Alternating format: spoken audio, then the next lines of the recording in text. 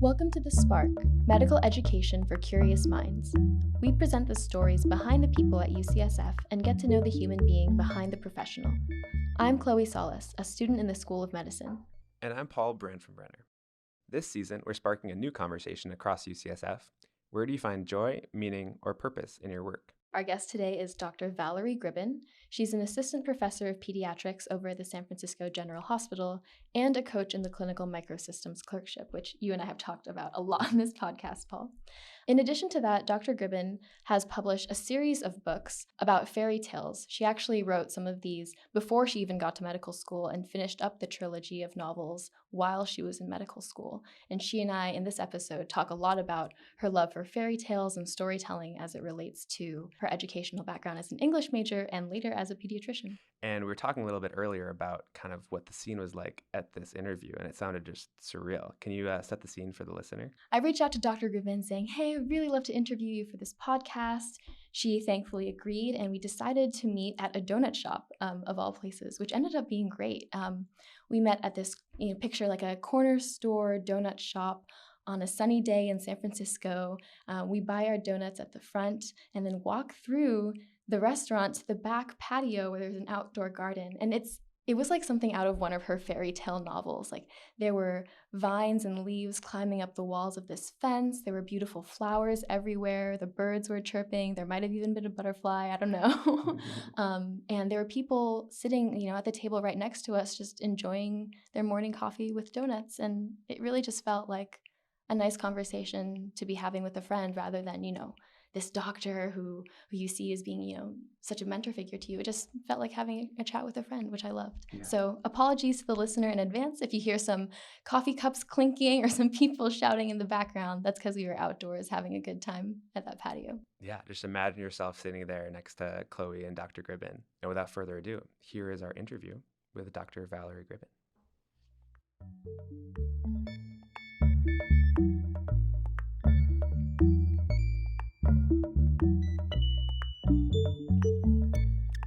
Hi, everyone. I'm joined today by Dr. Valerie Gribben, a longtime mentor of mine. Dr. Gribben, you and I met over a year ago when I decided to pursue a narrative medicine project, and you've been mentoring me through that ever since, along with Dr. Derek Ward. And I'm really excited about your project. I feel like I want to put in a plug here.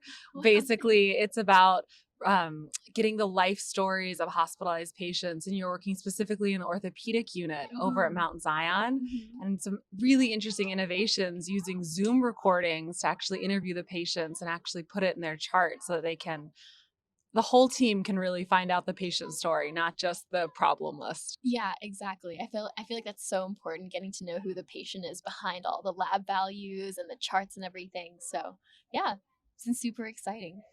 So Dr. Gribben, can you tell us a little bit about how you got from point A to point B, however you define those points? It's so interesting thinking back. I was reflecting in preparation for this. What a circuitous journey it has been. I want to take a second to think back because I have a wonderful mentor down at Stanford, Dr. Laura Bachrach.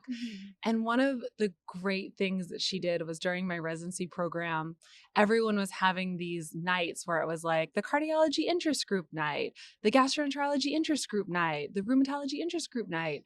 And Dr. Bachrach actually hosted a session called the Career Undecided Night.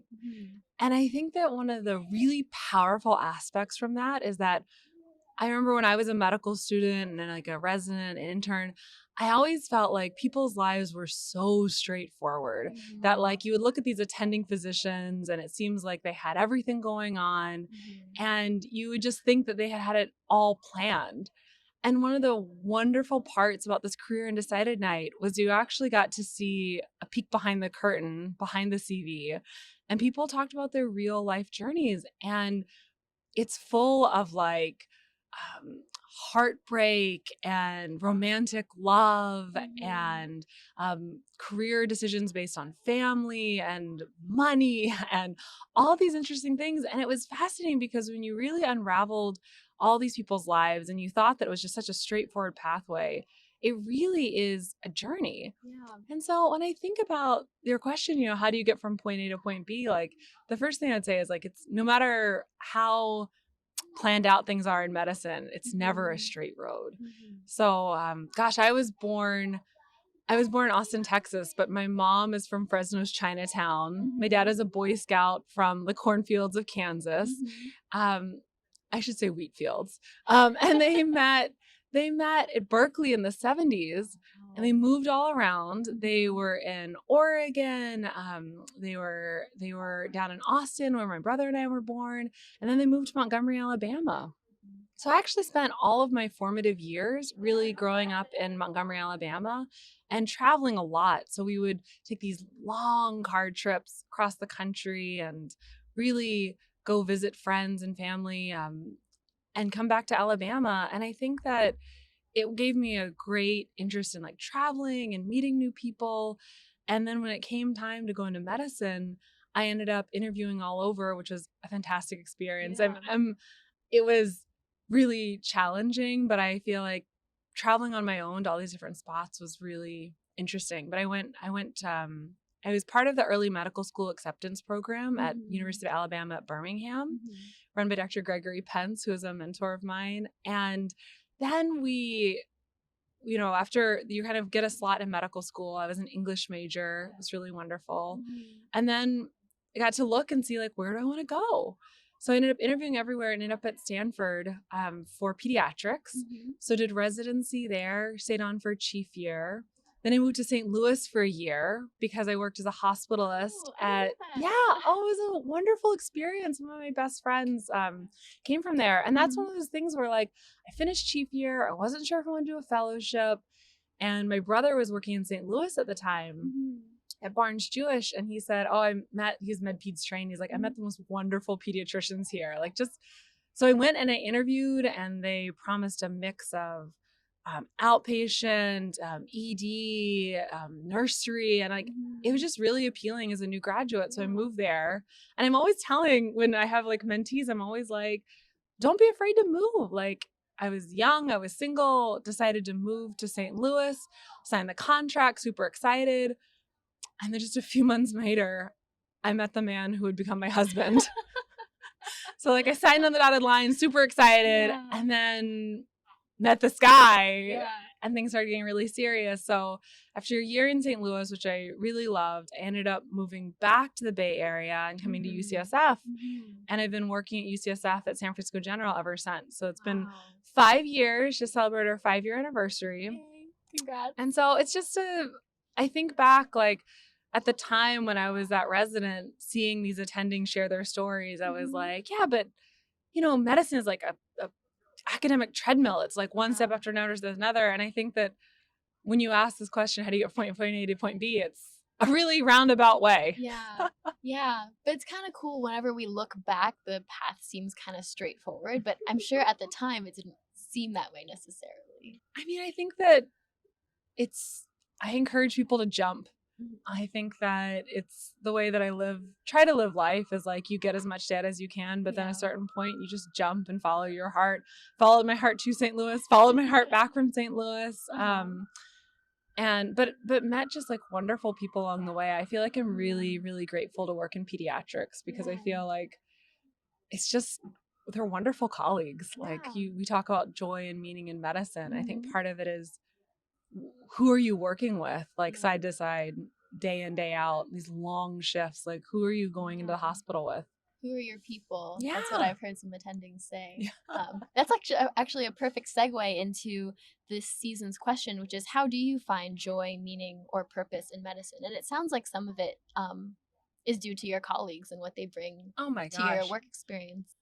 I we have like Am-I-On, so you can like check your schedule, and sometimes I'll be planning ahead. So I'll be like, okay, and who's going to be on my shift that day? And every single time I am just like, oh, yay, it's so-and-so. Yeah. There's never a name that I see where I'm like, oh, like it's always like, oh my gosh, I can't believe I get to work with this amazing person. And I think the General is such a special place, but I think especially the Department of Pediatrics, like, is just a really nurturing and supportive environment that I loved growing in. And I think that one of my favorite parts is like we work in urgent care. So we have like the doctor's workroom.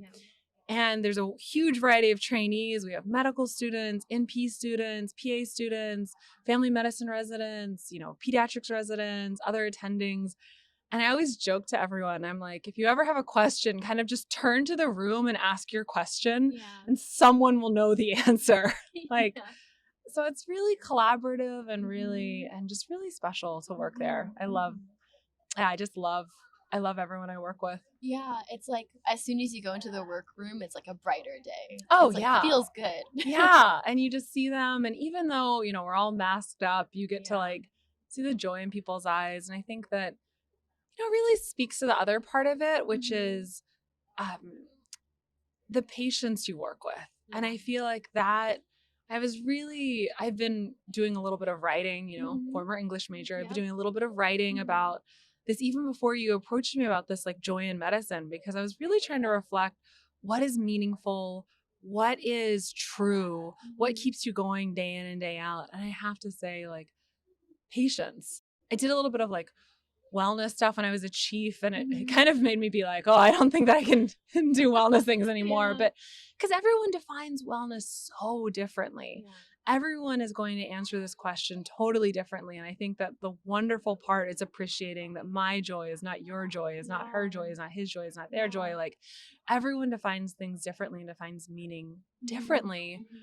But I think for me, working with patients and being able to know that the things that I've read about and the things that I've learned about, I can then improve someone's life is so powerful.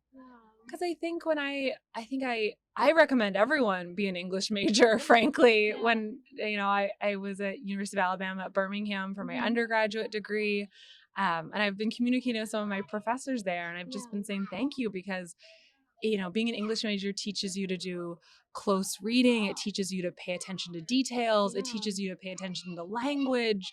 But at the same time, it also gives you this like wide experience to recognize that, the concept of solipsism, that like each person can only be responsible for what's in their brain. And you can never really know another person's mind, which is like a very powerful thing that I'm a coach and I teach my medical students this, and they're always like, I wanted to learn about biochemistry, and you're talking about solipsism, but I'm like, solipsism is such an important philosophical concept. Equally important in medicine. And for those of you who don't know, Dr. Gribben is actually herself a published author, and she's been published everywhere, including in the New York Times.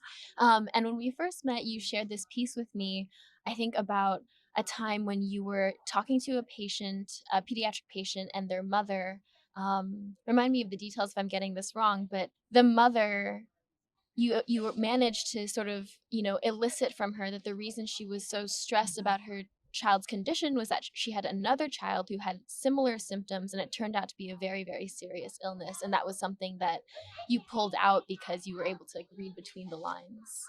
And I think it's a great example for that story actually comes from a wonderful example of mentorship when I was in residency at Stanford. That the piece is called "The One Question to Get to the Heart of a Patient's Concern," and it was published in Medical Economics. And it was really about, even with this like background, it really floored me because I was an intern at the time, and an attending came in, and I was very confused because I was like, well, this I'm trying to give like reassurance, but the mom's very concerned. And my wonderful attending came in and just sat down very calmly and like listened to everything. He said, what concerns you most about this?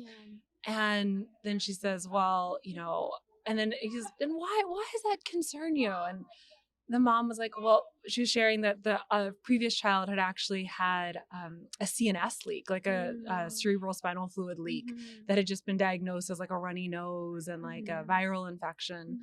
And I've taken that with me, that there's so much fear in medicine and there's so much concern and anxiety. And I feel like that's an understandable thing. Like, we carry a heavy weight as physicians to deal with the most serious things, to deal with fears, to deal with patients' deep, dark secrets, to deal with children who are gravely ill.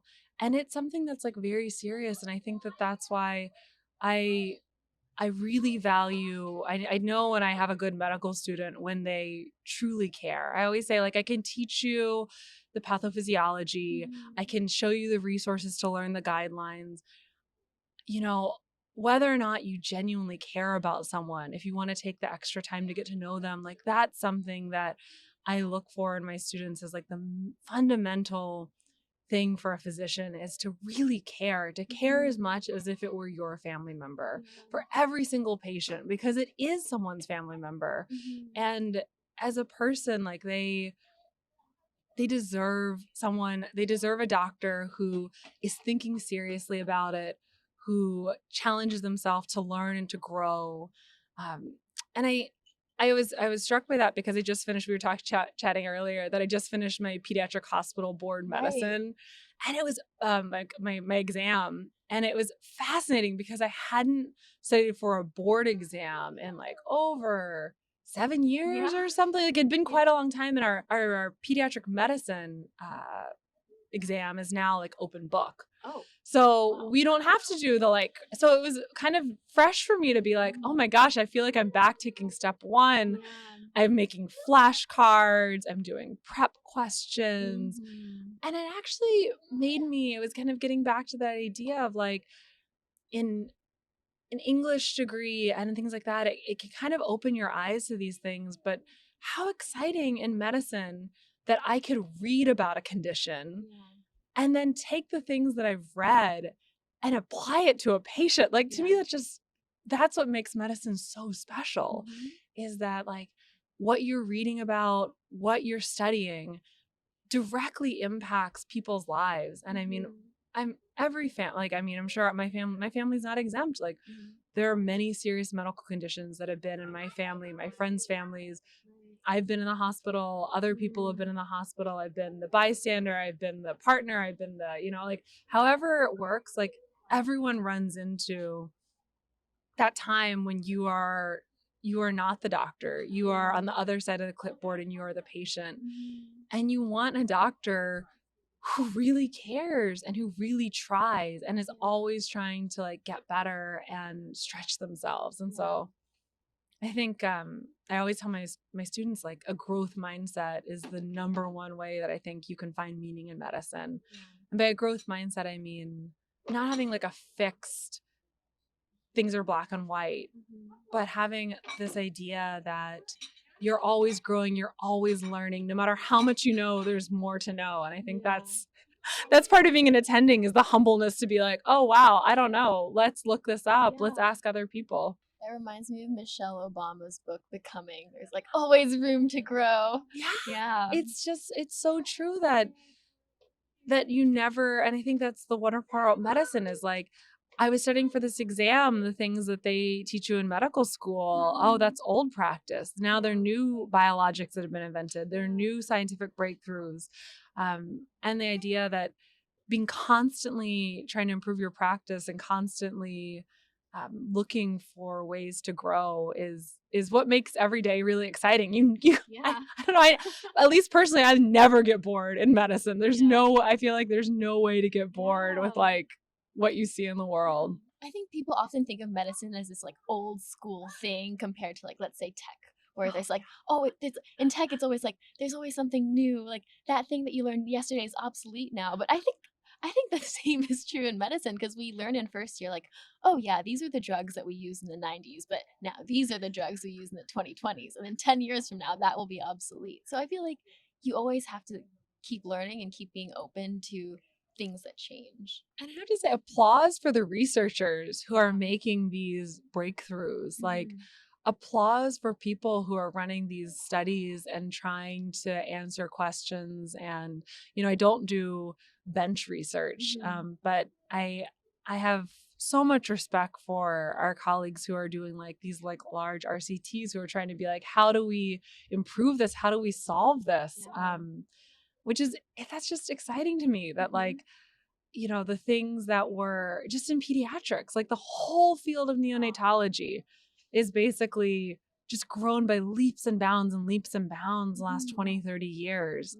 Like the whole field. And like And I can't imagine, like, it's exciting to imagine like what medicine's going to look like in the future. But I hope and I try to model for like my students that like those things may change, but the core tenets of medicine, of listening, of caring, of being there in the moment with patients, like those things stay the same. Yeah.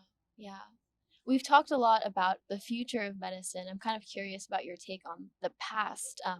Dr. Gribben has also published a series of works about her interest in fairy tales and how those can help us understand medicine better. Could you tell us a little bit more about that? I have huge thanks at UAB. One of my mentors was Dr. Hughes Evans. She's now over at Emory, but she was at MD PhD, but her PhD is actually looking at like the history of medicine. Yeah. So she's a pediatrician, but she has this like interest in the history of medicine that she brings such a different lens. And Dr. Fred Griffin, who's a psychiatrist, who's now down at Texas, but really with the two of them, they helped give me permission when I was a medical student to really bring out this other side of me, to look for overlaps between like fairy tales and medicine, because there are huge overlaps about fear, about illness, about injury, about hopes and dreams and magical cures. And so we actually worked with the Lister Health Sciences Museum at UAB that Mike Flannery used to run. Now my dear friend Christina McClellan just got appointed to. But basically, we actually curated an exhibit on Mary de Morgan, who is a British, like in the 1800s, she wrote a series of like very famous fairy tales that really had a lens of illness, healing, injury, and what it meant to the Victorian audiences and what it could mean today. And so it was just amazing because Peggy, who was one of the curators, basically helped look through histories of medicine, and like Stephanie like worked together where we actually like looked back at like the unicorn horn and its like fabled power of healing, the mandrake plant, like these like old school biologic remedies, and really how there's think of how many fairy tales that begins with like an ill princess with the father, the king, like desperately searching for a cure. There's so many interesting aspects. And so we actually curated this exhibit that was an amazing part of medical school that I think I'm chasing that a bit. Like there's always like, I'm always thinking of new ideas, but in my heart, I'm always like, I hope one day in the future I can find that again, where it was this perfect balance of like medicine and humanities. I was thinking just about the power of fairy tales as stories. And I think a lot of the times we can dismiss fairy tales as being sort of like old wives' tales and stories have no value or something like that. But if you think about it, a lot of modern medical textbooks are also just fairy tales in different forms. It's like every chapter opens with like a vignette about this patient, and it's like, so and so was in the hospital presenting with these symptoms and this is their history. Like that's just a different way of saying like this princess fell ill, and like in a way it's the purpose of the story is to teach the next generation of physicians how to treat a certain illness through the lens of a specific patient, so you don't lose the humanity of that illness. Like in those long nights in the library when you're studying it, you're like, this is a real person, like there's a story behind this disease, for example. Once upon a time. Yeah. I think that's what is, we talk about that amazing atmosphere where we're all gathered together in the pediatric urgent care and we're storytelling. I'm saying, well, and they're looking at this and we're all looking at the rash. We're gathered around the campfire / computer, looking at this picture of the rash, and everyone's being like, I've seen one of these once. And like, it was epidermis bullosa. And like, well, we shouldn't forget like staph scalded skin. And like, everyone's actually gathering around, sharing what they've seen, sharing what they've learned. And I think that fairy tales are passing on knowledge. And I think that this tradition of storytelling is so strong in medicine, which is why I think that it's such a natural overlap between the two of them, where you're so right that like case reports are storytelling. They are. And and it's storytelling to benefit future generations. And it's so fascinating because I also have this concept, like I've written case reports before. And it's so fascinating how many of the details I had to take out, like, the the richness of the detail. I really wish that we could do a different kind of case report that actually kind of tells the full picture of the patient's story about where the mom was living and her hopes and dreams and their story, and like bring it all together. But I also recognize that there's a time and a place for creative storytelling, and there's a time and a place for like trying to make the patient actually as de-identified as possible to better convey the underlying message of, well, don't forget to look for this, an anatomical finding, and don't forget to, try to keep it, they're trying to keep it universal so that the most people can benefit from it. But in my heart, when I read these case reports, I know that the doctors, each and every one of those doctors, felt strongly enough to write up this case. They're going to hold this patient in their heart for the rest of their lives, like, and I know I sometimes think about that all doctors carry patient stories, and like, you carry so many stories. You have a library in your head by this point in my academic training. And I can't imagine what it would be, these like full professors who've been doing this for like 50, 60 years, like what they must have felt, like the things that they must have seen. And I loved it on rounds, especially when things were a little chill and we could do some storytelling, when they would share about like what it was like when they were training, what they learned from it, and how things had changed. Because I feel like the practice of medicine is very old school. Like it's like apprenticeship. What is residency and medical school? It's like an apprenticeship where you're like training up to be part of the medical guild. Yeah, we're like those old school like iron workers that you hear about in the fairy tales, where you're like knocking the iron and you're like making all the ping ping ping sounds. Except instead of the iron work, you're like learning how to use Epic. One of the computer systems that's like super outdated, but you have to use it anyway. And I think that there's a lot of benefit, and I think when we talk about tech, like I think as Epic gets smarter and as people if you can get the medical record system to work for you, it can be transformational. Like we're doing a project with like screening for social determinants of health, and like actually being able to like screen families for these concerning things, and then like put it into Epic and then make referrals. And I think if we can, I'm always chasing that idea of like what a perfect computer system would look like, that's holistically integrated with the person and like their concerns, where I have this dream that you get to the point where you can make the referrals in Epic to community-based organizations, which is apparently something that's coming down the pipeline, so like I have hope for the future, that we can, if we can only make computer systems work for us instead of work against us. And to wrap up here, Dr. Gribben, for all of our listeners out there, medical students, trainees, anyone, is there any advice that you have for us to carry us into a career in healthcare? Well, I'm glad that they're listening to this podcast to start with, because I think that it's a beautiful idea that everyone's carrying their own torch, that my version of joy and my version of this and that is like, I love the idea of information sharing, of hearing as many different perspectives as possible, because then you can really couch your own opinions and like have a more informed idea, because you're listening to lots of different voices. So I love, like, again, that we're hitting on the concept of storytelling. And I got to just put out there, like, Emily Silverman, also like the Nocturnist, delight, absolutely a delight. And I put that out there because like it's storytelling. And I feel like storytelling helps people feel less alone, less alienated, more seen. And I just encourage every one of you who's listening to really, Dr. Sarah Sandage and I ran a session called Beating Burnout Through Storytelling. And one of the main things that we always came back to was, what is the story you are telling yourself? And if the story, if someone were telling your story, if you imagine like, who is the narrator of your story?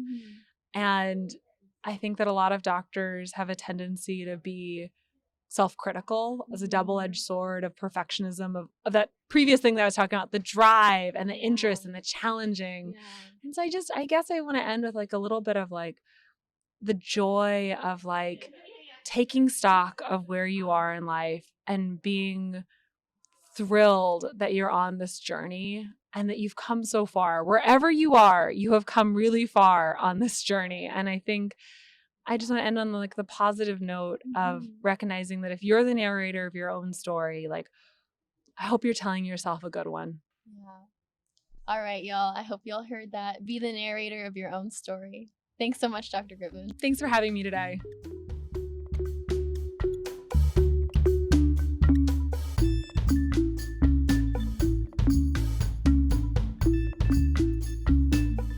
Wow, what a great interview, Chloe. I especially loved the idea of the undecided night. Do you want to talk a little bit more about that? Yeah, so undecided night. What about all of us out there who don't know what specialty we want to go into? I think the concept of being able to talk openly about that, number one, and two, be able to explore even further, just sounds like a lot of fun. Here at UCSF, we have these lunch talks where a faculty from, let's say, the Department of Cardiology will come and talk about their work and their interests for an hour to a group of medical students. I think even having a faculty member say, like, hey, this is the path I took to discover what I was interested in could be a lot of fun. Yeah, I think Dr. Gribben really summarized it well when she said that the path is never a straight road. And so I think allowing space to have the time to decide what you want to do and not feel the pressure to have to decide so quickly is so great. And I think something like that is such a great and fun idea. Yeah, agreed. Like when you look backward, the path looks straight. But it really never is. Nope, not when you look forward. And similarly, I loved just in general the idea of how important storytelling is in medicine and how it's really everywhere in the field. Yeah, I think I mentioned this briefly in the interview, but a lot of the time storytelling has been used in medicine to transmit information across, borders, across hospitals, between doctors. And even now, modern day storytelling, it's just a case report that you might see in a scientific journal. It's a story rewritten in scientific language, and it sticks with you better when you can attach a story to a diagnosis or to a disease. You remember the person. And I think it's true in every walk of life as well. Stories are such a big part of how we share experiences and connect and really bridge the gap and realize how similar we all are in every walk of life. And I think with that in mind, leaving the listener with this quote from Dr. Gribben where she talked about the idea that everyone has their own way to find joy and meaning. So it's important to kind of get perspectives and tell your story and listen to others when they tell theirs. And with that, thank you for listening to this episode of The Spark, and stay tuned for our next episode.